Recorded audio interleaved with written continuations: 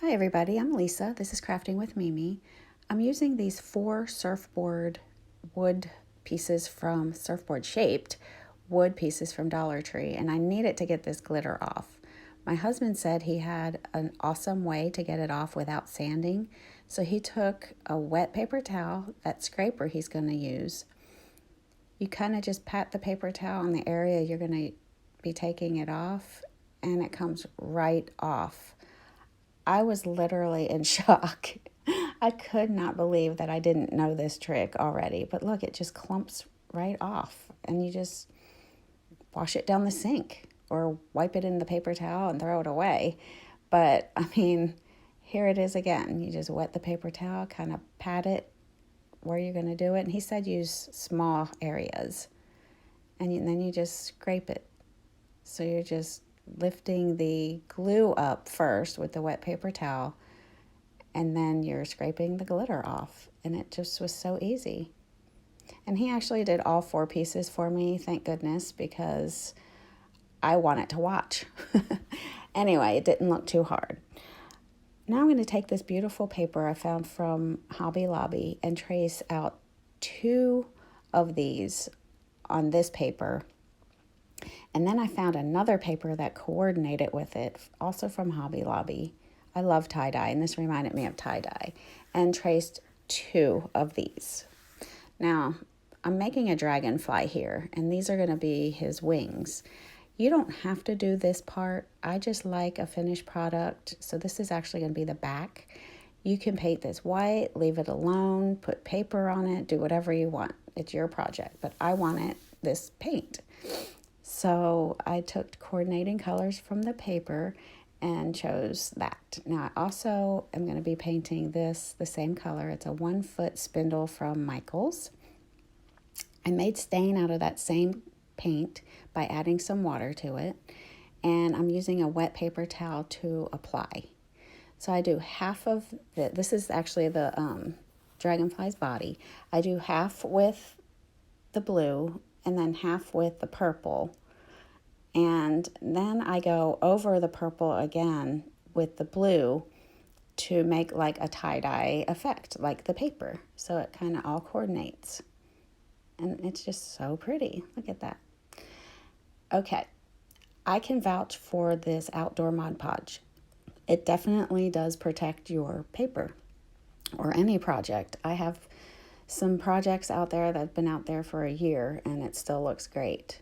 So I'm just going to apply the paper, and one of my very smart, intelligent, awesome followers, Susan Entner, she told me to try using a foam roller to apply the Mod Podge. So that's what I'm doing here. I love it, and definitely thumbs up. So I put the paper on first and smooth it down with the roller. And then I actually apply the Mod Podge itself to the top with the foam roller.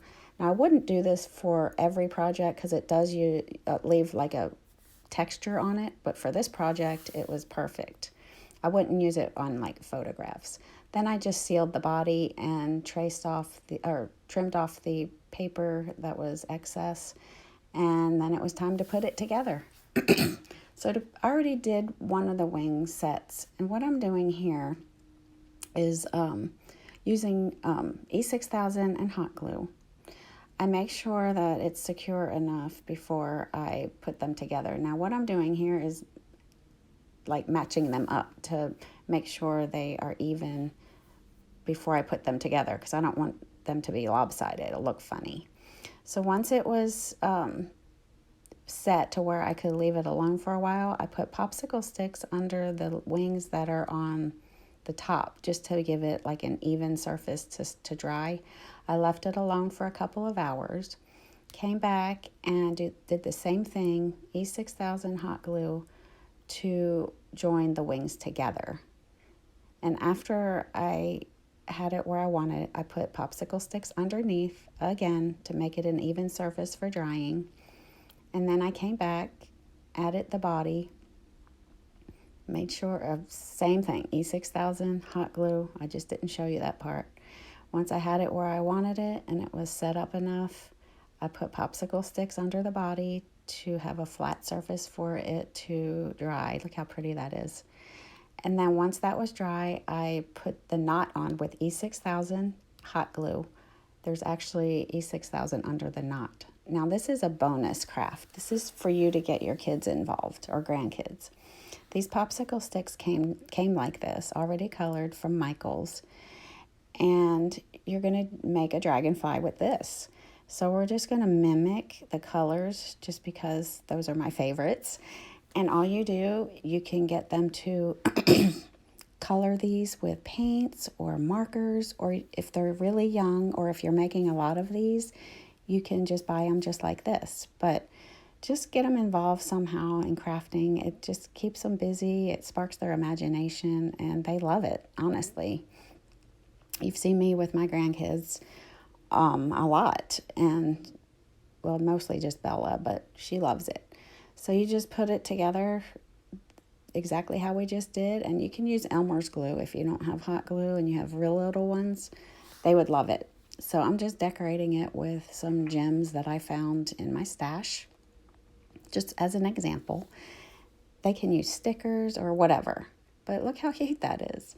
Guys, thank you so much for joining me today. I am in love with my dragonfly. He's going to be sitting out or hanging out on my covered deck. I wouldn't recommend putting this in weather, like somewhere where it's going to get directly hit by weather, but covered patio, it definitely would work. I would love it if you would share this video with your friends, and I hope you come back soon. I hope you have an awesome day. Don't forget to get your kids involved in crafting and have an awesome day. Bye.